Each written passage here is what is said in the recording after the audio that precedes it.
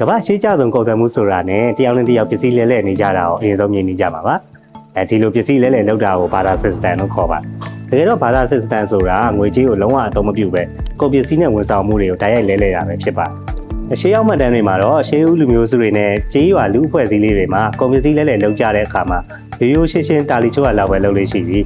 တယောက်နဲ့တယောက်လူချင်းမတွေ့ပဲပစ္စည်းထားခဲ့တယ်အခြားတစ်ယောက်ကလာရောက်လဲလှယ်တဲ့ silent trade အတန်သိပ်ကုန်သွယ်မှုလိုဘာသာလုံနည်းပုံစံတွေလည်းရှိခဲ့တယ်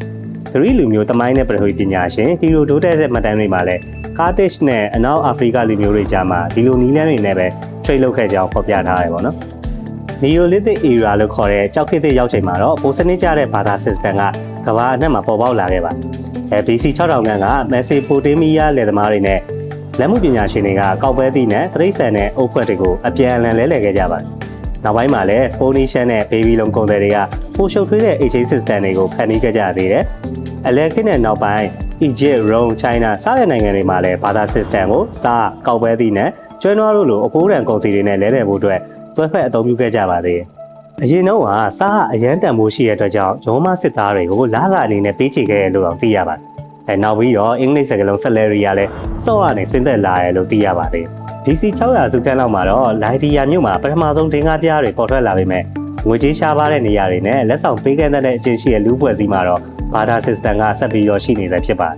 ဒီနေ့ခေတ်မှာလည်းဘာသာ system ကဆက်ပြီးတော့ရှိနေဆုံးဖြစ်ပါတယ်အထူးသဖြင့်စီးပွားရေးအကျပ်တဲနဲ့ငွေကြေးရှားပါတဲ့ကာလတွေမှာဘာသာ system ကပြန်ပြီးတော့အသက်ဝင်လာလေရှိပါတယ်ဥပမာ2000 2000နဲ့2018ခုနှစ်အာဂျင်တီးနားနိုင်ငံမှာ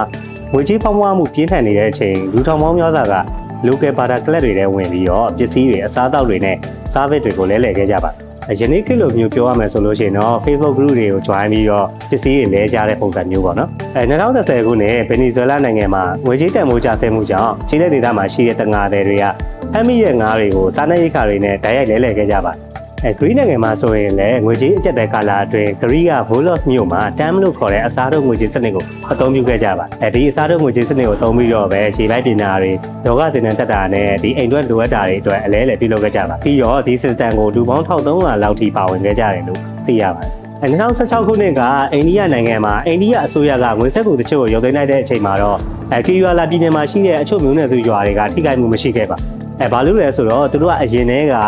ပြားရည်ထင်းနဲ့အချို့လက်မှုပစ္စည်းတွေကိုစံနေစီတွေအတွက်ဓာတ်ရိုက်လဲလှယ်ပြီးတော့ဘာသာ system ကိုအသုံးပြုခဲ့ကြလို့ပါစီးပွားရေးလုပ်ငန်းရှင်တွေကတော့ဘာသာ system ရဲ့အားနည်းချက်ကိုအခုလိုမျိုးထောက်ပြကြပါတယ်အပြန်အလှန်လိုအပ်ချက်ချင်းတိုက်ဆိုင်မှုမိမိမှာရှိတဲ့ပစ္စည်းကိုအခြားသူကလိုချင်ရမှာဖြစ်တယ်လို့အခြားသူကပေးမဲ့ပစ္စည်းကိုလည်းမိမိကလိုချင်မှသာဘာသာလုပ်လို့ရမှာဖြစ်ပါတယ်ခွဲခြားနိုင်စွမ်းနဲ့ထားရှိခံနိုင်မှု